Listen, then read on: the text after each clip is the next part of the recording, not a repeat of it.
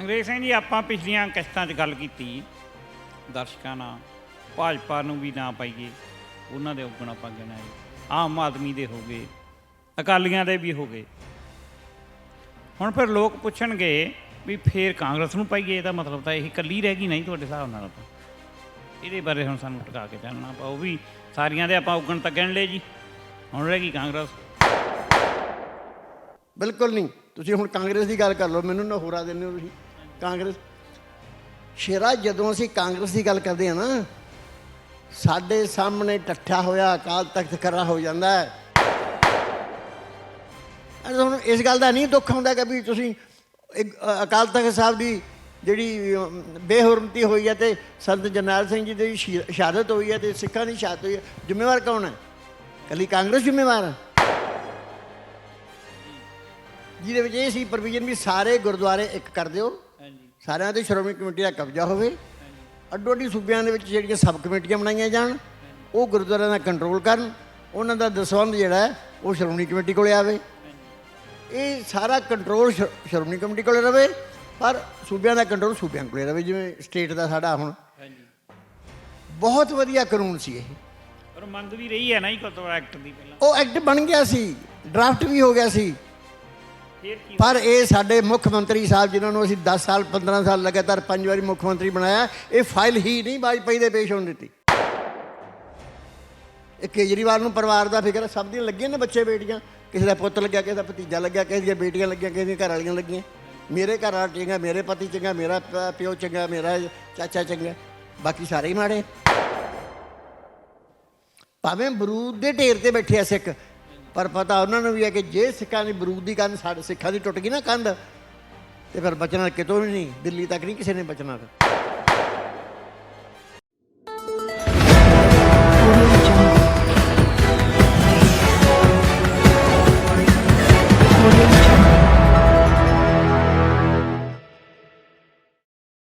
ਮੈਂ ਸੁਖਬੀਰ ਸਿੰਘ ਮੋਗਾ, ਤੁਸੀਂ ਜੁੜ ਚੁੱਕੇ ਹੋ ਪੰਜ ਪਣੀ ਨਿਊਜ਼ ਨਾਲ। ਰਾਜਨੀਤਿਕ ਪਾਰਟੀਆਂ ਬਾਰੇ ਗੱਲਾਂ ਚੱਲ ਰਹੀਆਂ ਵੀ ਵੋਟ ਕਿਹਨੂੰ ਪਾਈਏ ਨਾ ਪਾਈਏ, ਇਹ ਵਿਚਾਰ ਚਰਚਾ ਸਰਦਾਰ ਅੰਗਰੇਜ਼ ਸਿੰਘ ਐਡਵੋਕੇਟ ਨਾਲ ਚੱਲ ਰਹੀ ਹੈ ਕਈਆਂ ਦਿਨਾਂ ਤੋਂ। ਸਤਿ ਸ਼੍ਰੀ ਅਕਾਲ ਅੰਗਰੇਜ਼ ਸਿੰਘ। ਸਤਿ ਸ਼੍ਰੀ ਅਕਾਲ ਜੀ ਆਇਆਂ ਨੂੰ। ਸਮੂਹ ਪੰਜ ਬਾਣੀ ਨਿਊਜ਼ ਟੀਮ, ਉਹਨਾਂ ਦੇ ਸਾਰੇ ਨੁਮਾਇੰਦੇ ਔਰ ਮੇਰੇ ਦਰਸ਼ਕ ਵੀਰ, ਸਾਰਿਆਂ ਨੂੰ ਪਿਆਰ ਭਰੀ ਸਤਿ ਸ਼੍ਰੀ ਅਕਾਲ ਪ੍ਰਵਾਨ ਹੋਵੇ। ਅੰਗਰੇਜ਼ ਸਿੰਘ ਜੀ, ਆਪਾਂ ਪਿਛਲੀਆਂ ਕਿਸ਼ਤਾਂ 'ਚ ਗੱਲ ਕੀਤੀ ਦਰਸ਼ਕਾਂ ਨਾਲ, ਭਾਜਪਾ ਨੂੰ ਵੀ ਨਾ ਪਾਈਏ, ਉਹਨਾਂ ਦੇ ਔਗਣ ਆਪਾਂ ਗਿਣਾਏ, ਆਮ ਆਦਮੀ ਦੇ ਹੋ ਗਏ, ਅਕਾਲੀਆਂ ਦੇ ਵੀ ਹੋ ਗਏ। ਹੁਣ ਫਿਰ ਲੋਕ ਪੁੱਛਣਗੇ ਵੀ ਫੇਰ ਕਾਂਗਰਸ ਨੂੰ ਪਾਈਏ, ਇਹਦਾ ਮਤਲਬ ਤਾਂ ਇਹ ਇਕੱਲੀ ਰਹਿ ਗਈ ਨਹੀਂ ਤੁਹਾਡੇ ਹਿਸਾਬ ਨਾਲ? ਤਾਂ ਇਹਦੇ ਬਾਰੇ ਹੁਣ ਸਾਨੂੰ ਟਿਕਾ ਕੇ ਚੱਲਣਾ ਪਾਓ ਵੀ ਸਾਰੀਆਂ ਦੇ ਆਪਾਂ ਔਗਣ ਤਾਂ ਗਿਣ ਲਏ ਜੀ, ਹੁਣ ਰਹਿ ਗਈ ਕਾਂਗਰਸ। ਤੁਸੀਂ ਮੈਨੂੰ ਬੜਾ ਨਹੋਰੇ ਵਾਲਾ ਸਵਾਲ ਪੁੱਛਿਆ ਵੀ ਹੁਣ ਤੁਸੀਂ ਇਹ ਕਹਿੰਦੇ ਵੀ ਹੁਣ ਬਾਕੀ ਤਾਂ ਫਿਰ ਕਾਂਗਰਸ ਹੀ ਰਹਿ ਗਈ ਨਾ। ਪਰ ਮੈਂ ਤੁਹਾਨੂੰ ਦੱਸਦਾ ਵੀ ਦੋਵੇਂ ਜਾਣੇ ਜ਼ਿੰਮੇਵਾਰ ਕਿੱਥੇ ਹੈ ਜੀ। ਮੈਂ ਕਾਂਗਰਸ ਨੂੰ ਬਰੀ ਨਹੀਂ ਕਰਦਾ ਜੀ, ਮੈਂ ਤੁਹਾਨੂੰ ਜਦੋਂ ਕਾਂਗਰਸ ਦੀ ਗੱਲ ਹੈ ਤੁਹਾਨੂੰ ਕਾਂਗਰਸ ਦੀ ਵੀ ਦੱਸੂਗਾ। ਮੈਂ ਕਹਿੰਦਾ ਵੀ 1984 ਹੋਇਆ ਜੀ। ਅੱਜ ਪੁੱਛੋ ਅਕਾਲੀਆਂ ਨੂੰ, ਪੁੱਛੋ ਅੱਜ ਜੀ ਬਾਦਲ ਸਾਹਿਬ ਨੂੰ, ਪੁੱਛੋ ਵੀ 1984 ਦਾ ਕਾਂਡ ਕਿਵੇਂ ਹੋਇਆ। ਅੱਛਾ ਜੀ, ਕੌਣ ਜ਼ਿੰਮੇਵਾਰ ਹੈ 1984 ਦੇ ਪਿੱਛੇ? ਅੱਛਾ ਜੀ, ਇਹ ਕਹਿੰਦੇ ਸਾਡੇ ਤੇ ਇੰਦਰਾ ਨੇ ਕਰ ਦਿੱਤਾ, ਸਾਡੇ ਤੇ ਇੰਦਰਾ ਨੇ ਕਰ ਦਿੱਤਾ। ਮੈਂ ਕਹਿੰਦਾ ਵੀ ਤੁਸੀਂ ਉਹਦੀ ਪੈਦਾਵਾਰ ਕੌਣ ਹੈ, ਬੀਜ ਕਿਹਨੇ ਬੀਜਿਆ, ਕਿਉਂ ਪੈਦਾ ਹੋ ਗਿਆ ਜੀ। ਤੁਸੀਂ ਯਾਰ ਇੱਕ ਉਹ ਗਰੀਬ ਸੰਤ ਮਰਵਾਤਾ। ਮੈਂ ਉਹਨਾਂ ਉਹ ਸਾਡੇ ਸ਼ਹੀਦ ਅੱਜ ਹੋ ਗਏ, ਅੱਜ ਅਸੀਂ ਉਹਨਾਂ ਨੂੰ ਸ਼ਹੀਦ ਕਹਿੰਦੇ ਹਾਂ। ਸੰਤ ਜਰਨੈਲ ਸਿੰਘ ਜੀ ਖਾਲਸਾ ਪਿੰਡਰਾਂ ਵਾਲੇ, ਉਹਨਾਂ ਦੇ ਨਾਲ ਇੰਨੇ ਨੌਜਵਾਨ ਸ਼ਹੀਦ ਹੋ ਗਏ।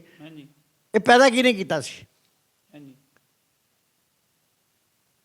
ਔਰ ਉਸ ਘੱਲੂਘਾਰੇ ਦੇ ਵਿੱਚ ਜਿੰਨੇ ਅੱਜ ਤੱਕ ਸਾਡੇ ਜੋਧਪੁਰ ਦੀਆਂ ਜੇਲ੍ਹਾਂ ਵਿੱਚ ਸਾਡੇ ਸਿੰਘ ਬੈਠੇ ਨੇ, ਉਹਨਾਂ ਦੀ ਸਾਰ ਕਿਉਂ ਨਹੀਂ ਅੱਜ ਤੱਕ ਲਈ ਗਈ? ਧਰਮੀ ਫੌਜੀ ਕਿੰਨੇ ਸੀਗੇ ਜਿਹੜੇ ਉਦੋਂ ਛੱਡ ਕੇ ਆਏ, ਉਹਨਾਂ ਦੀ ਸਾਰ ਤੁਸੀਂ ਕਿੱਥੇ ਲਈ? ਸ਼ਾਇਦ ਬਾਦਲ ਸਾਹਿਬ ਦੇ ਨਿਹੋਰੇ ਤੇ ਆਏ। ਤੁਹਾਡੀਆਂ 10 ਸਾਲ ਅਸੀਂ ਤੁਹਾਨੂੰ ਸਰਕਾਰਾਂ ਦਿੱਤੀਆਂ, ਸਾਰਾ ਕੁਝ ਦਿੱਤਾ, ਤੇ ਹੁਣ ਤੁਸੀਂ ਸਾਰ ਕੌਣ ਲਊਗਾ ਇਹਨਾਂ ਦੀ? ਹੁਣ ਜੇ ਕੋਈ ਤੁਹਾਡੇ ਨਾਲ ਗੱਲ ਪੈਂਦਾ ਹੈ ਫਿਰ ਤੁਸੀਂ ਉਹਨੂੰ ਉਹਦੇ ਹੋਰ ਹੀ ਲਕਬ ਦੇ ਦਿੰਦੇ ਹੋ ਉਹਨਾਂ ਨੂੰ। ਹਾਂਜੀ ਯਾਰ ਤੁਹਾਨੂੰ ਇਹ ਨਹੀਂ ਕਿ ਪਤਾ ਗਾ ਵੀ ਜਿਹੜਾ ਖਾਲਸਾ ਹੈਗਾ ਇਹਦੇ ਹੱਥ 'ਚ ਤਾਂ ਮਾਲਾ ਵੀ ਹੈਗੀ ਤੇ ਇਹਦੇ ਹੱਥ 'ਚ ਤਲਵਾਰ ਵੀ ਹੈਗੀ ਹੈ।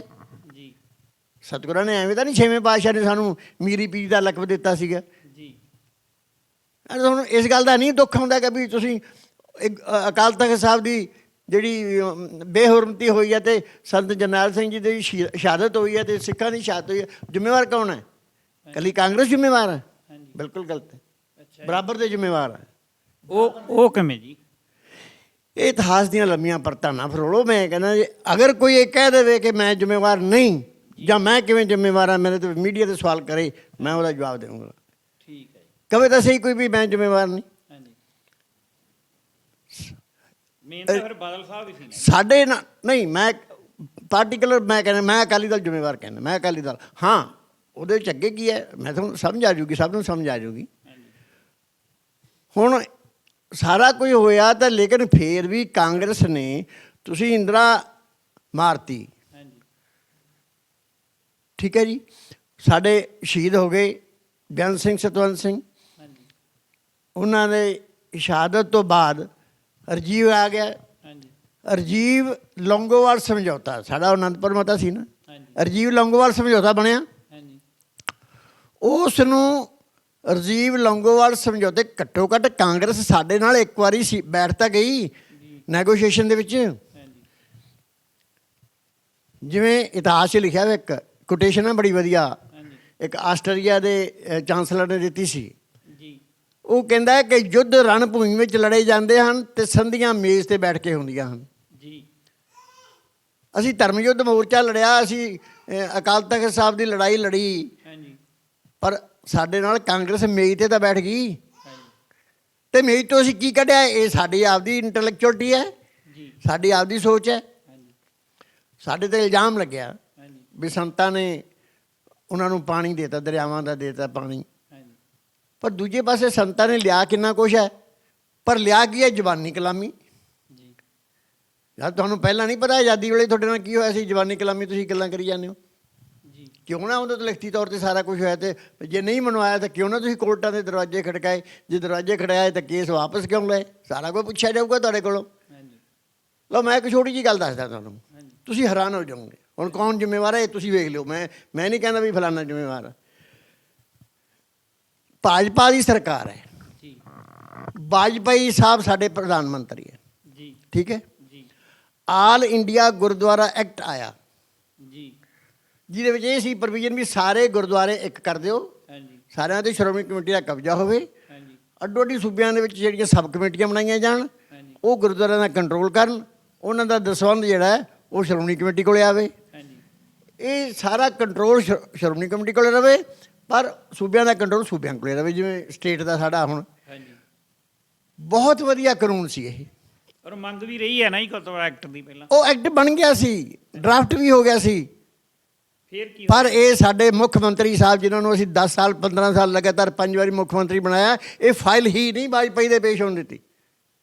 ਕੀ ਕਿਉਂ ਜੀ? ਇਹ ਹੁਣ ਮੈਨੂੰ ਕਿਉਂ ਪੁੱਛਦੇ ਹੋ ਤੁਸੀਂ? ਬਾਦਲ ਸਾਹਿਬ ਨੂੰ ਪੁੱਛੋ ਕਿਉਂ, ਮੈਨੂੰ ਕਿਉਂ ਪੁੱਛਦੇ ਹੋ? ਜੇ ਗੁਰਦੁਆਰਾ ਐਕਟ ਬਣ ਜਾਂਦਾ ਤਾਂ ਫਿਰ ਅਸੀਂ ਸ਼੍ਰੋਮਣੀ ਕਮੇਟੀ ਦੇ, ਅਸੀਂ ਕਿਵੇਂ ਅਕਾਲੀ ਦਲ ਦੇ ਪ੍ਰਧਾਨ ਰਹਿੰਦੇ ਤੇ ਸ਼੍ਰੋਮਣੀ ਕਮੇਟੀ ਦੇ ਪ੍ਰਧਾਨ ਰਹਿੰਦੇ ਸੀ। ਸ਼੍ਰੋਮਣੀ ਕਮੇਟੀ ਅੰਡਰ ਨਹੀਂ ਰਹਿਣੀ ਸੀ ਅਕਾਲੀ ਦਲ ਦੇ, ਸਮਝ ਗਏ? ਇਹ ਸਾਡੀਆਂ ਡੂੰਘੀਆਂ ਬੜੇ ਦੁੱਖ ਵਾਲੀਆਂ ਗੱਲਾਂ, ਨਾ ਨਸ਼ਤਰ ਮਾਰੋ ਤੁਸੀਂ ਸਾਡੇ। ਅਸੀਂ ਬਹੁਤ ਦੁਖੀ ਹਾਂ ਜੋ ਕੁਛ ਸਾਡੇ ਨਾਲ ਸਿੱਖਾਂ ਦੇ ਸਾਡੇ ਲੀਡਰਾਂ ਨੇ ਕੀਤਾ, ਅਸੀਂ ਬਹੁਤ ਦੁਖੀ ਹਾਂ। ਨਹੀਂ ਹੁਣ ਆਮ ਜੱਟਾਂ ਨੂੰ ਵਿਚਾਰਿਆਂ ਨੂੰ ਨਹੀਂ ਸਮਝ ਆਉਂਦੀ, ਆਮ ਬੰਦੇ ਵਿਚਾਰੇ ਉਹਨਾਂ ਨੂੰ ਨਹੀਂ ਸਮਝ ਆਉਂਦੀ ਕੀ ਉਹ ਉਹਨਾਂ ਦਾ ਕਸੂਰ ਤਾਂ ਨਹੀਂ ਗਾ। ਨਹੀਂ ਤੁਸੀਂ ਫਿਰ ਇਤਿਹਾਸਕ ਗੱਲਾਂ ਦੱਸੋ ਨਾ ਜੀ। ਫਿਰ ਹੁਣ ਦੇਖੋ ਅਸੀਂ ਕਹਿੰਦੇ ਹਾਂ ਵੀ ਤੁਸੀਂ ਇਹਨੂੰ ਮੰਨਦੇ ਹੋ ਨਾ, ਉਹ ਫਾਈਲ ਪੇਸ਼ ਨਹੀਂ ਹੋਈ। ਹੁਣ ਦੂਜੀ ਗੱਲ ਸੁਣ ਲਓ, ਸਤਵੰਤ ਕੌਰ ਚਮਕੌਰ ਸਾਹਿਬ ਤੋਂ ਲੜਦੀ ਹੈ ਇਲੈਕਸ਼ਨ, ਅਕਾਲੀ ਦਲ ਦੀ ਸੀਟ 'ਤੇ ਲੜਦੀ ਹੈ। ਅੱਜ ਉਹਦਾ ਬੇਟਾ ਲੜ ਰਿਹਾ, ਤੁਹਾਨੂੰ ਪਤਾ ਹੋਣਾ, ਅੱਜ ਉਹਦਾ ਬੇਟਾ ਲੜ ਰਿਹਾ। ਔਰ ਚੰਨੀ ਸਾਹਿਬ, ਹੁਣ ਚਮਕੌਰ ਸਾਹਿਬ ਤੋਂ ਚੰਨੀ ਸਾਹਿਬ ਵੀ ਲੜ ਰਹੇ। ਚੰਨੀ ਸਾਹਿਬ ਨੇ ਸਤਵੰਤ ਕੌਰ ਨੂੰ ਹਰਾਇਆ, ਔਰ ਇੱਕ ਭਾਸ਼ਣ 'ਚ ਉਹਨਾਂ ਨੇ ਕਿਹਾ ਜੀ ਵੀ ਮੈਂ ਸਤਵੰਤ ਕੌਰ ਨੂੰ ਹਰਾਇਆ ਜੀ। ਤੇ ਮੈਂ ਇੱਕ ਭੇਜ ਦਿੱਤਾ ਲਿਖ ਕੇ, ਔਰ ਮੈਂ ਕਿਹਾ ਚੰਨੀ ਸਾਹਿਬ ਤੁਹਾਥੋਂ ਪਹਿਲਾਂ ਤਾਂ ਮੈਂ ਸਤਵੰਤ ਕੌਰ ਨੂੰ ਹਰਾ ਚੁੱਕਿਆ ਹਾਂ ਜੀ। ਕਿਵੇਂ ਜੀ? ਉਹ ਗੱਲ ਕੀ ਹੈ ਕਿ ਸਾਡੇ ਸੋਹਣ ਸਿੰਘ MLA ਸੀ ਮੋਗੇ ਦੇ, ਮਜ਼੍ਹਬੀ ਸਿੱਖ ਸੀ। ਮੇਰੀ ਉਹਨਾਂ ਨਾਲ ਦੋਸਤੀ ਸੀ, ਮੈਂ ਉਹਨਾਂ ਦੇ ਕੇਸ ਵੀ ਲੜਿਆ। ਮੈਨੂੰ ਉਹਨਾਂ ਨੇ ਕਿਹਾ ਅੰਗਰੇਜ਼ ਸਿਆਂ ਆਪਾਂ ਨਾ ਚਮਕੌਰ ਸਾਹਿਬ ਤੋਂ ਚੋਣ ਲੜੀਏ। ਪਹਿਲਾਂ ਮੈਂ ਉਹਨਾਂ ਨੂੰ ਕਿਹਾ ਸੀ ਬਠਿੰਡੇ ਚੋਣ ਲੜੋ, ਜਦੋਂ ਸਾਰਾ ਕੁਝ ਹੋਇਆ ਸੀਗਾ ਬਾਈਕਾਟ। ਅਤੇ ਮੈਂ ਕਿਹਾ ਵੀ ਆਪਾਂ ਨੂੰ ਬੈਠਿਆਂ ਬਿਠਾਇਆਂ ਨੂੰ ਆਪਾਂ ਨੂੰ ਕਾਂਗਰਸ ਸੀਟ ਆਪਾਂ ਨੂੰ ਬੈਠਿਆਂ ਨੂੰ ਟਿਕਟਾਂ ਪੈ ਜਾਣੀਆਂ, ਆਪਾਂ MP ਬਣ ਜਾਣਾ। ਤੁਸੀਂ ਮੈਂ ਕਿਹਾ MP ਬਣ ਜਾਓ, ਮੈਂ ਤੁਹਾਡਾ ਕਲਰਕ ਰੀਡਰ ਬਣ ਜਾਊਂ। ਉਹ ਹਾਸਾ ਮਖੌਲ ਸੀ। ਉਹ ਗੱਲ ਉਹਨੇ ਕੀਤੀ, ਉਹ ਕਹਿੰਦਾ ਜੀ ਮੈਂ ਮੇਰੇ ਭਾਂਜੇ ਕਹਿੰਦਾ ਮੈਨੂੰ ਮੁੰਡੇ ਖਾੜਕੂ ਮਾਰ ਦੇਣਗੇ ਸਾਨੂੰ, ਅਤੇ ਆਪਾਂ ਨਹੀਂ ਉੱਥੇ ਖੜਨਾ। ਉਹ ਮੈਂ ਕਿਹਾ ਛੱਡ ਯਾਰ, ਮੈਂ ਵੀ ਅਕਾਲੀ ਦਲ ਛੱਡ ਕੇ ਹੀ ਤੁਹਾਡੇ ਨਾਲ ਜੁੜਨਾ, ਮੇਰੇ ਵੀ ਜਵਾਕ ਹੈ ਨਿੱਕੇ ਨਿੱਕੇ, ਪਰ ਨਹੀਂ। ਉਹ ਚਮਕੌਰ ਸਾਹਿਬ ਦੇ ਆ ਗਏ, ਪੰਜਾਬ ਅਸੈਂਬਲੀ ਦੇ, ਮੇਰੇ ਕੋਲ ਆਏ ਭੱਜੇ ਅੰਗਰੇਜ਼ ਸਾਹਿਬ ਮੈਂ ਤੁਹਾਨੂੰ ਮਿਲਣ ਆਇਆ। ਮੈਂ ਕਿਹਾ ਦੱਸੋ। ਕਹਿੰਦੇ ਆਪਾਂ ਹੁਣ ਚਮਕੌਰ ਸਾਹਿਬ ਤੋਂ ਇਲੈਕਸ਼ਨ ਲੜਨਾ। ਮੈਂ ਕਿਹਾ ਜੀ ਕਿਉਂ? ਕਹਿੰਦੇ ਉੱਥੇ ਨਾ ਰਾਮਦਾਸੀਏ ਖੜਦੇ ਆ ਸਾਰੇ, ਮਜ਼੍ਹਬੀ ਨਹੀਂ ਖੜਦਾ, ਅਤੇ ਰਾਮਦਾਸੀ ਆਪਦੇ ਆਪ ਨੂੰ ਰਾਮਦਾਸੀਆ ਲਿਖਦੇ ਆ। ਮੈਂ ਕਿਹਾ ਜੀ ਹਾਂ। ਅਤੇ ਕਹਿੰਦੇ ਰਾਮਦਾਸੀਆ ਬੈਕਵਰਡ ਕਲਾਸ ਹੈ। ਮੈਂ ਕਿਹਾ ਜੀ ਹਾਂ। ਅਤੇ ਕਹਿੰਦੇ ਸ਼ਡਿਊਲਡ ਕਾਸਟ ਕਿਹੜੀ ਹੈ? ਮੈਂ ਕਿਹਾ ਰਾਮਦਾਸੀ। ਮੈਂ ਕਿਹਾ ਲੱਭ ਗਿਆ ਪੁਆਇੰਟ। ਮੈਂ ਕਿਹਾ ਜੀ ਆ ਜਾਓ। ਅਸੀਂ ਚਮਕੌਰ ਸਾਹਿਬ ਚਲੇ ਗਏ, ਅਸੀਂ ਕਾਗਜ਼ ਭਰਤੇ। ਸਤਵੰਤ ਕੌਰ ਨੇ ਕਾਗਜ਼ ਭਰੇ ਸੀ ਰਾਮਦਾਸੀਆ, ਅਸੀਂ ਮਜ਼੍ਹਬੀ ਸਿੱਖ ਦੇ ਤੌਰ 'ਤੇ ਕਾਗਜ਼ ਭਰੇ ਸੀ। ਮੈਂ ਉੱਥੇ ਆਰਗੂ ਕੀਤਾ, ਬਹਿਸ ਕੀਤੀ। ਮੈਂ ਕਿਹਾ ਜੀ ਇਹ ਸ਼ਡਿਊਲਡ ਕਾਸਟ ਨਹੀਂ ਗੀ, ਇਹ ਬੈਕਵਰਡ ਕਲਾਸ ਹੈ। ਹੁਣ ਉਹ ਭੱਟੀ ਸਾਹਿਬ ਵੀ, SDO ਸਾਹਿਬ ਵੀ, ਉਹ ਇਲੈਕਸ਼ਨ ਦੇ ਜਿਹੜੇ ਇੰਚਾਰਜ ਹੁੰਦੇ ਆ, ਉਹ ਵੀ ਭੱਟੀ ਸਾਹਿਬ ਸੀਗੇ, ਉਹ ਵੀ SC ਸੀਗੇ, ਅਤੇ ਉਹਨਾਂ ਨੇ ਸਾਡੇ ਇਤਰਾਜ਼ ਮੰਨੇ ਨਹੀਂ। ਹਾਲਾਂਕਿ ਬਾਅਦ ਦੇ ਵਿੱਚ ਉਹਨਾਂ ਨੇ ਕਹਿ ਦਿੱਤਾ ਵੀ ਤੁਹਾਡੇ ਇਤਰਾਜ਼ ਠੀਕ ਆ, ਹਾਈ ਕੋਰਟ ਜਾਓ। ਅਸੀਂ ਕਹਿੰਦੇ ਅਸੀਂ ਤਾਂ ਚੱਲੇ ਹਾਂ। ਅਸੀਂ ਹਾਈ ਕੋਰਟ ਚਲੇ ਗਏ, ਸਾਡੇ ਕਾਗਜ਼ ਉਹਦੇ ਰੱਦ ਨਹੀਂ ਕੀਤੇ, ਸਾਡੇ ਕਾਗਜ਼ ਵੀ ਸਹੀ ਹੋ ਗਏ, ਉਹਨਾਂ ਦੇ ਕਾਗਜ਼ ਵੀ ਸਹੀ ਹੋ ਗਏ। ਅਸੀਂ ਹਾਈ ਕੋਰਟ ਚਲੇ ਗਏ। ਹਾਈ ਕੋਰਟ ਨੇ ਇਹ ਡਾਇਰੈਕਸ਼ਨ ਦੇ ਦਿੱਤੀ ਵੀ ਭਾਈ ਇਲੈਕਸ਼ਨ ਚਾਲੂ ਹੋ ਗਿਆ, ਇਲੈਕਸ਼ਨ ਲੜੋ। ਅਸੀਂ ਫਿਰ ਚਮਕੌਰ ਸਾਹਿਬ ਤੋਂ ਇਲੈਕਸ਼ਨ ਲੜਿਆ ਜੀ, ਸੋਹਣ ਸਿੰਘ ਦੇ, ਔਰ ਮੈਂ ਉਹਨਾਂ ਦੇ ਨਾਲ, ਮੈਂ ਉਹਨਾਂ ਦੀ ਮਦਦ ਕੀਤੀ, ਇਲੈਕਸ਼ਨ ਕੰਪੇਨ ਕੀਤਾ। ਅਸੀਂ 1000 ਤੇ ਕੁਛ ਵੋਟਾਂ ਲਈਆਂ, 1800 ਸੀਗੇ, ਕਿੰਨੀਆਂ ਸੀਗੀਆਂ ਵੋਟਾਂ ਲਈਆਂ। ਅਸੀਂ ਤਾਂ ਜਿੱਤਣਾ ਤਾਂ ਹੈ ਹੀ ਨਹੀਂ ਸੀ, ਅਸੀਂ ਤਾਂ ਪਟੀਸ਼ਨ ਕਰਨੀ ਸੀ। ਅਸੀਂ ਪਟੀਸ਼ਨ ਇਸੇ ਗਰਾਊਂਡ ਦੇ ਉੱਤੇ ਕਰਦੇ ਵੀ ਇਹ ਜਿਹੜੀ ਹੈ ਸਤਵੰਤ ਕੌਰ ਹੈ, ਇਹ ਬੈਕਵਰਡ ਕਲਾਸ ਹੈ, ਇਹ ਸ਼ਡਿਊਲਡ ਕਾਸਟ ਨਹੀਂ ਗੀ। ਸਾਡਾ 4.5 ਸਾਲ ਮੁਕੱਦਮਾ ਚੱਲਿਆ ਸਿੰਘ ਸਾਹਿਬ, 4.5 ਸਾਲ। ਔਰ ਮਨੋਹਰ ਲਾਲ ਗਰਗ ਸਾਡੇ ਐਡਵੋਕੇਟ ਸੀਗੇ, ਮੈਂ ਉਹਨਾਂ ਨੂੰ ਹਰ ਚੀਜ਼ ਦੀ ਸਪੋਰਟ ਕਰ ਰਿਹਾ ਸੀ। ਹੁਣ ਉਹਦੇ ਕੀ ਹੋਇਆ ਵੀ ਅਖੀਰ ਦੇ ਉੱਤੇ ਉਹਨੇ ਰਿਜ਼ਰਵ ਰੱਖ ਲਿਆ, ਆਨਰੇਬਲ ਹਾਈ ਕੋਰਟ ਨੇ ਫੈਸਲਾ। ਅਤੇ ਉੱਧਰੋਂ ਥੋੜ੍ਹੇ ਚਿਰ ਬਾਅਦ ਉਹਨਾਂ ਨੇ ਅਨਾਊਂਸ ਕਰ ਦਿੱਤਾ ਵੀ ਸਤਵੰਤ ਕੌਰ ਡੀਸੀਟਡ ਕਰਤੀ, ਉਹਨਾਂ ਨੇ ਲਾਤੀ ਬਈ ਤੁਸੀਂ ਤਾਂ ਸ਼ਡਿਊਲਡ ਕਾਸਟ ਨਹੀਂ ਗਏ, ਤੁਸੀਂ ਤਾਂ ਬੈਕਵਰਡ ਕਲਾਸ ਹੈ, ਤੁਹਾਡੀ ਇਲੈਕਸ਼ਨ ਰੱਦ, ਜਿੰਨੇ ਵੀ ਭੱਤੇ ਲਏ ਸਾਰੇ ਵਾਪਸ ਕਰੋ। ਔਰ ਉਹ ਉਸੇ ਵੇਲੇ ਉਹਨੂੰ ਇੱਕ ਮਹੀਨਾ ਦੇਤਾ ਵੀ ਤੂੰ ਕਰ ਲਾ, ਸੁਪਰੀਮ ਕੋਰਟ 'ਚ ਅਪੀਲ ਕਰ ਲਾ। ਉੱਧਰੋਂ ਸਾਡੇ ਮੁੱਖ ਮੰਤਰੀ ਸਾਹਿਬ ਬਾਦਲ ਸਾਹਿਬ ਸਭ ਦੇ ਖਾਨੇ ਹੋ ਗਈ ਵੀ ਸੋਹਣ ਸਿੰਘ ਬਣ ਗਿਆ MLA। ਔਰ ਸਾਡੀ ਬਦਕਿਸਮਤੀ ਇਹ ਵੀ ਸੋਹਣ ਸਿੰਘ ਉਦੋਂ ਮਰ ਗਿਆ ਜੀ, ਜਦੋਂ ਉਹਦੇ ਹੱਕ 'ਚ ਫੈਸਲਾ ਆਇਆ ਨਾ, ਉਹ ਵਿਚਾਰੇ ਦੀ ਡੈਥ ਹੋ ਗਈ। ਇੰਨਾ ਲੰਮਾ ਪ੍ਰੋਸੀਜਰ ਚੱਲਿਆ ਨਾ। ਹਾਂ, ਉਹਦੀ ਵਿਚਾਰੇ ਦੀ ਡੈਥ ਹੋ ਗਈ। ਹੋਇਆ ਇਹ ਫਿਰ ਬਾਦਲ ਸਾਹਿਬ ਗਏ ਵਾਜਪਾਈ ਕੋਲੇ। ਹੁਣ ਮੈਂ ਤੁਹਾਨੂੰ ਇਹ ਗੱਲ ਕਹਿੰਦਾ, ਆਲ ਇੰਡੀਆ ਗੁਰਦੁਆਰਾ ਐਕਟ ਦੀ ਫਾਈਲ ਨਹੀਂ ਪੇਸ਼ ਹੋਈ, ਲੇਕਿਨ ਆਹ ਜਦੋਂ ਵੋਟਾਂ ਦੀ ਲੋੜ ਸੀ ਰਮਦਾਸੀਆਂ ਦੀ, ਉਦੋਂ ਫਟਾਫਟ ਜਿਹੜਾ ਪੰਜਾਬ ਕਾਸਟ ਦੇ ਵਿੱਚ ਅਮੈਂਡਮੈਂਟ ਵੀ ਹੋ ਗਈ ਜੀ। ਇਹ ਲੋੜ ਰਾਜਸੀ ਲੋੜ ਸੀ ਨਾ ਜੀ, ਇਹ ਰਾਜਸੀ ਲੋੜ। ਤੇ ਫਿਰ ਆਹੀ ਤਾਂ ਚੀਜ਼ ਹੈ, ਤੇ ਮਰੇ ਕਦੋਂ ਹੈ?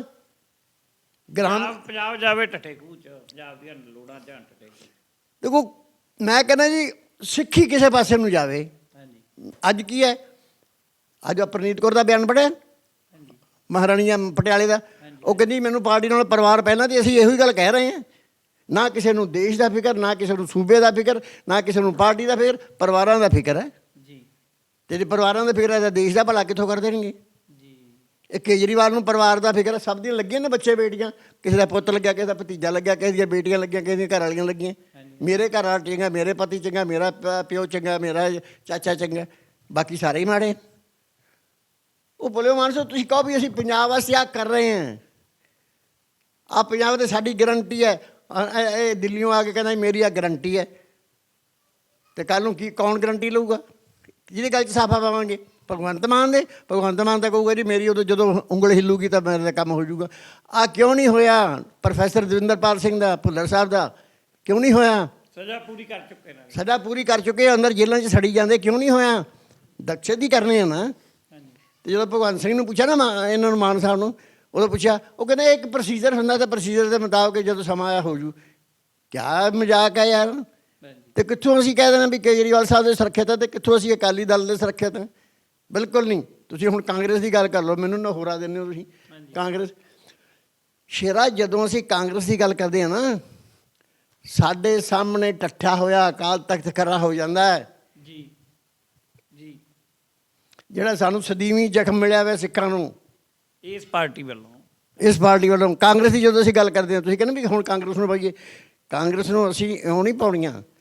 ਜਦੋਂ ਅਸੀਂ ਕਾਂਗਰਸ ਦੀ ਗੱਲ ਕਰਦੇ ਹਾਂ, ਸਾਡੇ ਉਹ ਦਿੱਲੀ ਦੰਗੇ, ਉਹ ਸਾਡੇ ਜਿਹੜੇ ਗਲਾਂ 'ਚ ਟਾਇਰ ਪਾ ਪਾ ਕੇ ਮਾਰੇ ਸਿੰਘ ਸਾਡੇ ਸਾਹਮਣੇ ਖੜੇ ਹੋ ਜਾਂਦੇ ਆ ਉਦੋਂ। ਜੀ, ਬੇਕਸੂਰ ਇੰਨੇ ਮਾਰੇ। ਹਾਂਜੀ, ਸਮਝ ਗਏ।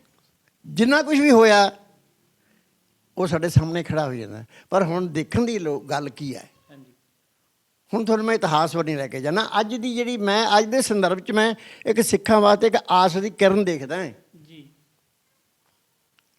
ਔਰ ਉਹ ਕਿਰਨ ਮੈਂ ਦੇਖਦਾ ਕਾਂਗਰਸ ਦੇ ਵਿੱਚ ਦੀ। ਜੀ, ਮੇਰੀ ਸੋਚ ਹੈ, ਮੈਂ ਗਲਤ ਵੀ ਹੋ ਸਕਦਾ, ਮੈਂ ਇਹ ਨਹੀਂ ਕਹਿੰਦਾ ਮੈਂ ਗਰੰਟੀ, ਲੇਕਿਨ ਮੈਂ ਤੁਹਾਨੂੰ ਦੱਸਦਾ ਕਿ ਕਿਵੇਂ। ਹਾਂਜੀ, ਅੱਜ ਮੈਂ ਤੁਹਾਨੂੰ ਇਤਿਹਾਸ ਦਾ ਇੱਕ ਨੁਕਤਾ ਦੱਸਦਾ ਜੀ। ਪਹਿਲੀ ਗੱਲ ਕਿ ਦਸ਼ਮੇਸ਼ ਪਿਤਾ ਨਾਲੋਂ ਅੱਜ ਦਾ ਕੋਈ ਵੀ ਸਿੱਖ ਸਿਆਸਤਦਾਨ ਰਾਜਨੀਤੀ 'ਚ ਸਿਆਣਾ ਨਹੀਂ ਜੀ, ਤੇ ਧਰਮ 'ਚ ਸਿਆਣਾ ਨਹੀਂ। ਜੀ, ਕੋਈ ਨਹੀਂ ਕਹਿ ਸਕਦਾ ਕਿ ਦਸ਼ਮੇਸ਼ ਪਿਤਾ ਦੀ ਰਾਜਨੀਤੀ ਦੀ ਆਹ ਗਲਤੀ ਹੈ, ਜੀ, ਤੇ ਕੋਈ ਨਹੀਂ ਕਹਿ ਸਕਦਾ ਕਿ ਦਸ਼ਮੇਸ਼ ਪਿਤਾ ਨੇ ਆਹ ਧਾਰਮਿਕ ਤੌਰ 'ਤੇ ਗਲਤੀ ਕੀਤੀ ਹੈ। ਜੀ, ਔਰ ਇਦੋਂ ਵੱਡੇ ਤਾਂ ਨਹੀਂ ਗਏ ਸਿਆਸਤਦਾਨ। ਜੀ। ਦਸ਼ਮੇਸ਼ ਪਿਤਾ ਦਾ ਔਰੰਗਜ਼ੇਬ ਨੇ ਕੀ ਕੁਛ ਕੀਤਾ ਸਮਝੋ ਜਰਾ। ਪਿਤਾ ਪਿਤਾ ਜ਼ੁਲਮ ਕੀਤਾ। ਪਿਤਾ ਸ਼ਹੀਦ ਕਰਤਾ, 4 ਬੇਟੇ ਸ਼ਹੀਦ ਕਰਤੇ, ਹਜ਼ਾਰਾਂ ਸਿੰਘ ਸ਼ਹੀਦ ਕਰ ਦਿੱਤੇ, ਅਨੰਦਪੁਰ ਸਾਹਿਬ ਢਾਟੇ ਕਰ ਦਿੱਤਾ, ਅਨੰਦਪੁਰੋਂ ਕੱਢ ਦਿੱਤਾ, ਤੇ ਸਤਿਗੁਰੂ ਰਾਜਸਥਾਨ ਦੇ ਵਿੱਚ ਤੁਰੇ ਫਿਰਦੇ। ਔਰ ਜ਼ਫਰਨਾਮਾ ਪੜ੍ਹ ਕੇ ਤੇ ਫਿਰ ਉਹਨੂੰ ਅਹਿਸਾਸ ਹੋਇਆ, ਜਿਹੜੀ ਮੈਂ ਗੱਲ ਕਹਿ ਰਿਹਾ ਤੁਹਾਨੂੰ ਕਿ ਦਿਮਾਗ ਬਦਲਣ ਦੀ ਲੋੜ ਹੈ, ਬੰਦੇ ਬਦਲਣ ਦੀ ਲੋੜ ਨਹੀਂ। ਜੀ, ਦਿਮਾਗ ਬਦਲਣ ਦੀ ਲੋੜ ਹੈ। ਉਹਦਾ ਦਿਮਾਗ ਦਸ਼ਮੇਸ਼ ਪਿਤਾ ਨੇ ਬਦਲਤਾ ਜ਼ਫਰਨਾਮੇ ਨਾਲ। ਕਹਿੰਦਾ ਯਾਰ ਵਾਕਈ ਧੱਕਾ ਹੋ ਗਿਆ ਇਸ ਬੰਦੇ ਨਾਲ ਤਾਂ, ਆਜੋ ਬੁਲਾਓ। ਤੇ ਦਸ਼ਮੇਸ਼ ਪਿਤਾ ਨੂੰ ਜੋ ਸਿੱਖਾਂ ਨੇ ਪੁੱਛਿਆ ਅਸੀਂ ਕੀ ਲੈਣ ਜਾਣਾ ਔਰੰਗਜ਼ੇਬ ਨੂੰ ਮਿਲਣ ਵਾਸਤੇ, ਸਾਡਾ ਨਾਲ ਥੋੜ੍ਹੀ ਕੀਤੀ ਹੈ।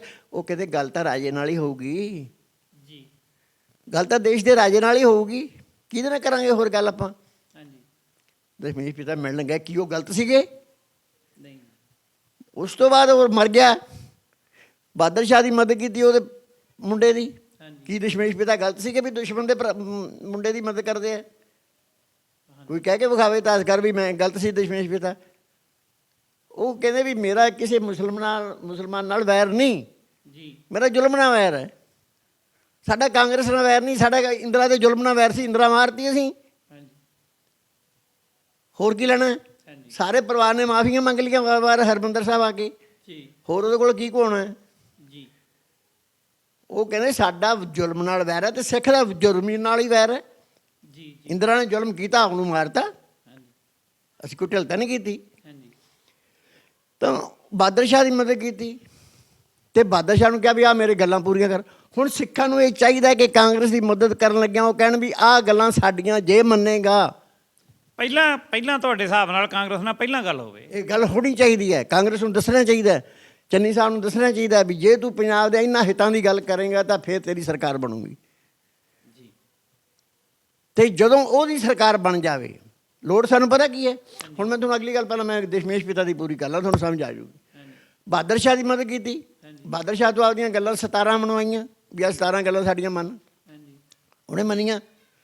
ਉਹਨੇ 1 ਸਾਲ ਦਾ ਟਾਈਮ ਲਿਆ, ਨਹੀਂ ਪੂਰਾ ਕੀਤਾ। ਬਰਹਾਨਪੁਰ ਜਦੋਂ ਗਏ ਸਤਿਗੁਰੂ ਬਹਾਦਰ ਸ਼ਾਹ ਦੇ ਨਾਲ, ਬਹਾਦਰ ਸ਼ਾਹ ਨੂੰ ਕਹਿੰਦੇ ਬਹਾਦਰ ਸ਼ਾਹ ਸਾਡੀਆਂ ਗੱਲਾਂ ਤੂੰ ਅੱਜ ਤੱਕ ਸਾਲ ਹੋ ਗਿਆ ਤੂੰ ਆਪਦੀਆਂ ਪੂਰੇ ਨਹੀਂ ਕੀਤੇ ਵਾਅਦੇ, ਤੇ ਫਿਰ ਜੇ ਤੂੰ ਨਾ ਕਰੇਂਗਾ ਅਸੀਂ ਆਪਦੇ ਬੰਦੇ ਤੋਂ ਕਰਵਾ ਲਾਂਗੇ।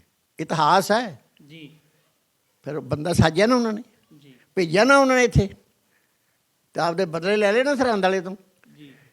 ਤੇ ਇਹੋ ਹੀ ਗੱਲ ਸਿੱਖ ਕਿਉਂ ਨਹੀਂ ਕਰ ਸਕਦੇ? ਚੂਕਾਰ ਅਜ਼ਾ ਹੀਲ ਤੇ ਦਰਗੁਜ਼ਸ਼ਤ ਹਲਾਲ ਸਬੁਰਦਨ ਬਾਦ ਸ਼ਮਸ਼ੀਰ ਦਸਤ। ਤੁਸੀਂ ਕਹਿ ਤਾਂ ਸਕਦੇ ਹੋ ਦੁਨੀਆ ਨੂੰ ਵੀ ਯਾਰ ਅਸੀਂ ਬੜਾ ਕੁਛ ਸਹਿਆ ਇਹਨਾਂ ਦਾ ਕਾਂਗਰਸ ਦਾ, ਅਸੀਂ ਬੜੀਆਂ ਗੱਲਾਂ ਕੀਤੀਆਂ, ਅਸੀਂ ਕਾਂਗਰਸ ਦੇ ਨਾਲ ਨਹੀਂ ਮੰਨੇ। ਹੁਣ ਮੈਂ ਤੁਹਾਨੂੰ ਗਾਂਧੀ ਦੀ ਗੱਲ ਦੱਸਦਾ। ਮਹਾਤਮਾ ਗਾਂਧੀ ਨੇ ਆਜ਼ਾਦੀ ਤੋਂ ਪਹਿਲਾਂ ਕਿਹਾ ਸੀ ਬਈ ਜੇਕਰ ਸਿੱਖਾਂ ਨੂੰ ਇਹਨਾਂ ਦੇ ਰਹਿਣ ਵਾਸਤੇ ਆਜ਼ਾਦ ਜਗ੍ਹਾ ਨਹੀਂ ਮਿਲਦੀ ਜਿੱਥੇ ਆਜ਼ਾਦੀ ਦਾ ਇਹਨਾਂ ਨੂੰ ਅਹਿਸਾਸ ਹੋਵੇ, ਆਜ਼ਾਦੀ ਨਾਲ ਸਾਹ ਲੈ ਸਕਣ, ਤਾਂ ਸਿੱਖਾਂ ਨੂੰ ਅਧਿਕਾਰ ਹੋਊਗਾ ਕਿ ਤਲਵਾਰ ਨਾਲ ਆਪਦਾ ਰਾਜ ਲੈ ਲੈਣ। ਅੱਜ ਅਸੀਂ ਕਹਿੰਦੇ ਆ ਵੀ ਸਾਨੂੰ ਖਾਲਿਸਤਾਨ, ਉਹ ਮੇਰੇ ਵੀਰ ਜਿਹੜੇ ਬੈਠੇ ਇਹ ਗੱਲ ਕਰ ਰਹੇ ਨੇ, ਮੈਂ ਉਹਨਾਂ ਦਾ ਵੀ ਹਮੈਤੀ ਹਾਂ, ਪਰ ਉਹਨਾਂ ਦੇ ਤਰੀਕੇ ਦਾ ਹਮੈਤੀ ਨਹੀਂ ਜੀ। ਤਰੀਕਾ ਗਲਤ ਹੈ। ਸਾਨੂੰ ਖਾਲਿਸਤਾਨ ਵਿਦਨ ਇੰਡੀਆ ਚਾਹੀਦਾ ਹੈ ਜੀ। ਖਾਲਿਸਤਾਨ ਦੇਸ਼ ਨਹੀਂ ਮਿਲਣਾ ਤੁਹਾਨੂੰ, ਅੱਜ ਮੈਂ ਕਹਿ ਦਿੰਦਾ ਵਿਦਨ ਇੰਡੀਆ, ਭਾਰਤ ਦੇ ਵਿੱਚ। ਹਾਂਜੀ। ਜਿਵੇਂ ਇੰਗਲੈਂਡ ਆਇਰਲੈਂਡ ਦੇ ਵਿੱਚ ਪਾਰਲੀਮੈਂਟ ਹੈ ਨਾ, ਇੰਗਲੈਂਡ ਦੀ ਸਮਝੋ ਆਇਰਲੈਂਡ ਦੀ ਪਾਰਲੀਮੈਂਟ ਹੈ ਨਾ, ਹਾਂਜੀ। ਉਵੇਂ ਸਾਡੀ ਪਾਰਲੀਮੈਂਟ ਪੰਜਾਬ 'ਚ ਹੋਣੀ ਚਾਹੀਦੀ ਹੈ। ਜੀ। ਪੰਜਾਬ ਦੇ ਵਿੱਚ ਸਾਡਾ ਆਪਦਾ ਖਿੱਤਾ ਹੋਣਾ ਚਾਹੀਦਾ, ਜਿੱਥੇ ਵੱਧ ਅਧਿਕਾਰਾਂ ਦੀ ਗੱਲ ਹੈ, ਅਤੇ ਉਹ ਵੱਧ ਅਧਿਕਾਰ ਲੈਣੇ ਅਕਾਲੀ ਦਲ ਦੀ ਜ਼ਿੰਮੇਵਾਰੀ ਹੈ, ਜਿਹੜਾ ਸਾਡੀ ਰਾਜਨੀਤਿਕ ਜਮਾਤ ਹੈ। ਆਨੰਦਪੁਰ ਮਤਾ ਇਹੀ ਸੀ, ਇਸ ਤਰ੍ਹਾਂ ਦਾ ਹੀ ਸੀ? ਨਹੀਂ, ਆਨੰਦਪੁਰ ਮਤੇ ਨੂੰ ਨਾਂ ਹੀ ਐਸਾ ਦੇ ਦਿੱਤਾ ਵੀ ਆਨੰਦਪੁਰ ਮਤੇ 'ਚੋਂ ਸਾਰਿਆਂ ਨੂੰ ਡਰ ਲੱਗਣ ਲੱਗ ਗਿਆ ਸੀ। ਵੱਧ ਅਧਿਕਾਰਾਂ ਦੀ ਗੱਲ ਹੀ। ਬਹੁਤ ਵਧੀਆ ਆਨੰਦਪੁਰ ਸਾਹਿਬ ਦਾ ਮਤਾ ਸੀ, ਐਕਸਪਲੇਨੇਸ਼ਨ ਗਲਤ ਸੀ ਇਹਨਾਂ ਦੀ ਜੀ। ਉਸ ਦਾ ਫੈਲਾਓ ਗਲਤ ਸੀ ਇਹਨਾਂ ਦਾ, ਇਹਦਾ ਡਰਾਉਣ ਲੱਗ ਗਏ ਆਨੰਦਪੁਰ ਸਾਹਿਬ ਦੇ ਮਤੇ ਤੋਂ।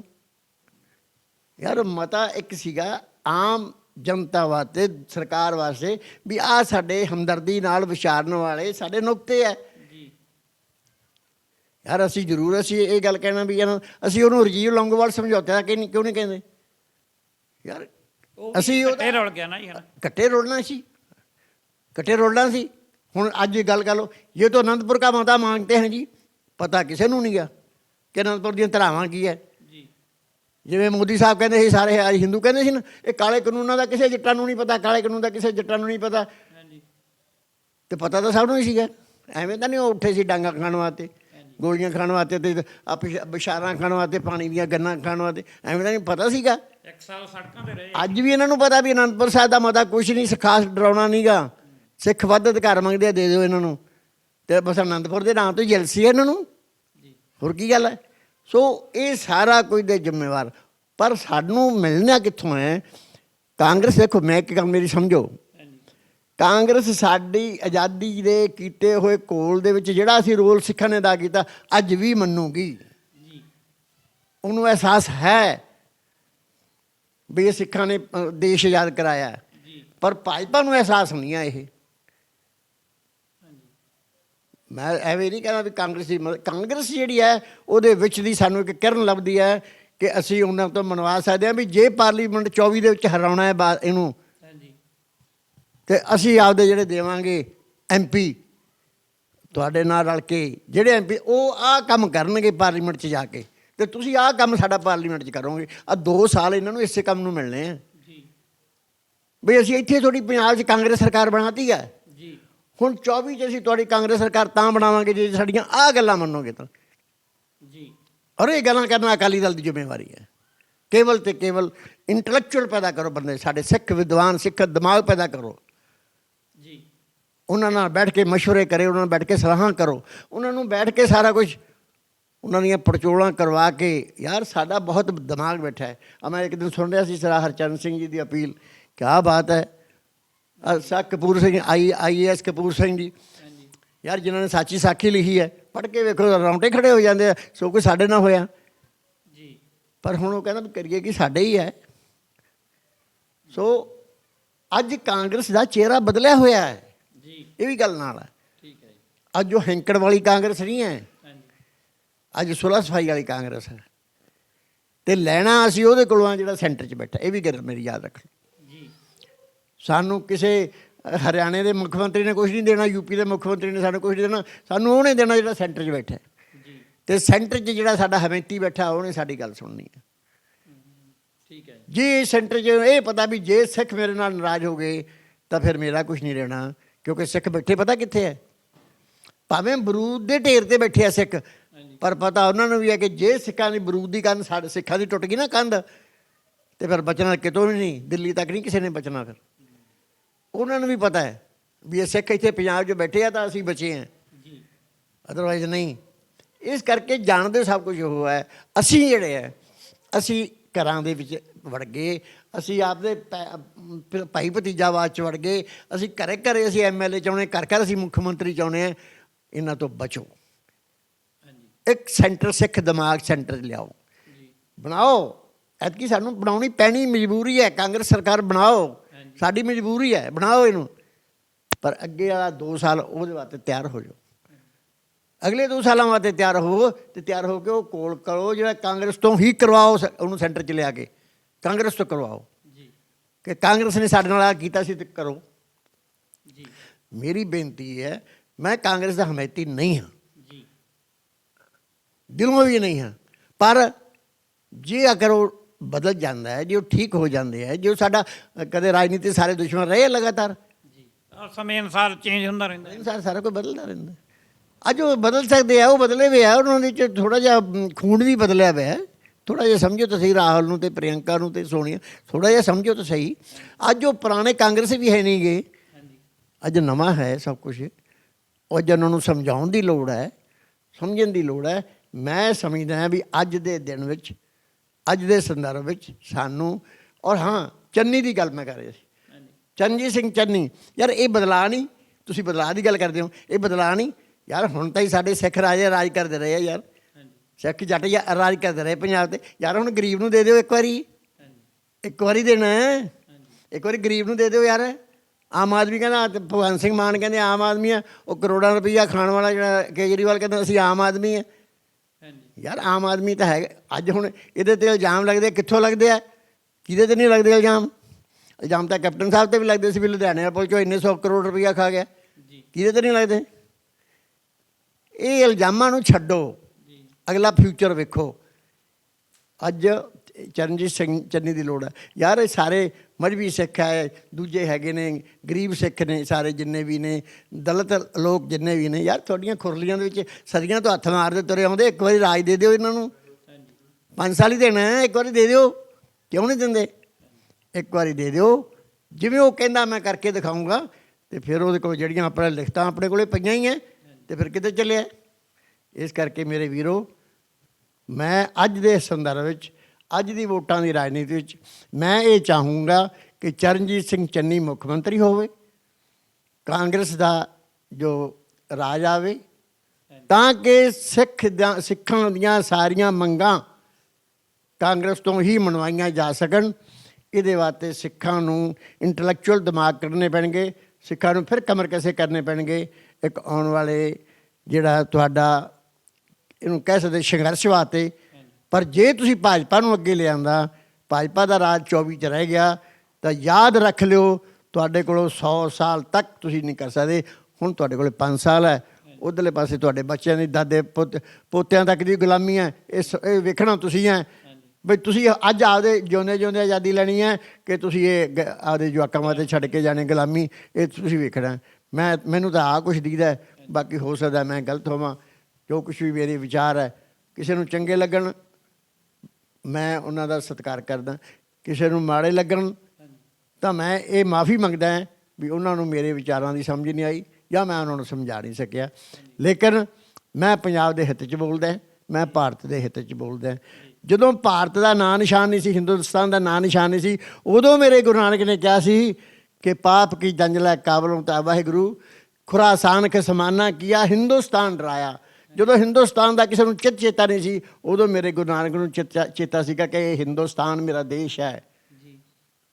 ਅੱਜ ਕਈ ਜਣ ਹਿੰਦੁਸਤਾਨ, ਗੁਰੂ ਨਾਨਕ ਨੇ ਸਭ ਤੋਂ ਪਹਿਲਾਂ ਕਿਹਾ ਇਹ ਹਿੰਦੁਸਤਾਨ ਮੇਰਾ ਦੇਸ਼ ਹੈ। ਹਿੰਦੁਸਤਾਨ ਡਰਾਇਆ ਆਪੇ ਦੋਸ਼ ਨਾ ਦੇਈ ਕਰਤਾ ਜਮ ਕਰ ਮੁਗਲ ਚੜਾਇਆ। ਇਹ ਭਾਈ ਗੁਰੂ ਨਾਨਕ ਨੇ ਹਿੰਦੁਸਤਾਨ ਬਣਾਇਆ ਸੀ। ਦਸ਼ਮੇਸ਼ ਪਿਤਾ ਨੇ ਉਹਨੂੰ ਬਣਾਉਣ ਵਾਸਤੇ ਜੱਦੋ ਜਹਿਦ ਕੀਤੀ, ਆਪਦਾ ਸਭ ਕੁਝ ਖਤਮ ਕਰਵਾਇਆ। ਅੱਜ ਅਸੀਂ ਉਹਨੂੰ ਬਚਾਉਣਾ ਹੈ। ਪੰਜਾਬ ਸਾਡੇ ਗੁਰੂਆਂ ਦੀ ਧਰਤੀ ਹੈ ਅਤੇ ਪੰਜਾਬ ਨੂੰ ਬਚਾਈਏ। ਪ੍ਰਭੂ ਇੰਨੀ ਬੇਨਤੀ ਨਾਲ ਦਾਸ ਖੇਵਾਂ ਦਾ ਜਾਇਸ਼ਕ ਹੈ। ਹੋਈਆਂ ਭੁੱਲਾਂ ਚੁੱਕਾਂ ਦੀ ਮਾਫ਼ੀ। ਸਤਿਗੁਰੂ ਕਿਰਪਾ ਕਰਨ, ਸਾਨੂੰ ਸਮਤ ਬਖਸ਼ਣ। ਵਾਹਿਗੁਰੂ ਜੀ ਕਾ ਖਾਲਸਾ, ਵਾਹਿਗੁਰੂ ਜੀ ਕੀ ਫਤਿਹ। ਦੋਸਤੋ, ਇਹ ਅੰਗਰੇਜ਼ ਸਿੰਘ ਦੇ ਵਿਚਾਰ ਸੀ, ਸਾਰਿਆਂ ਨੇ ਸੁਣ ਲਏ।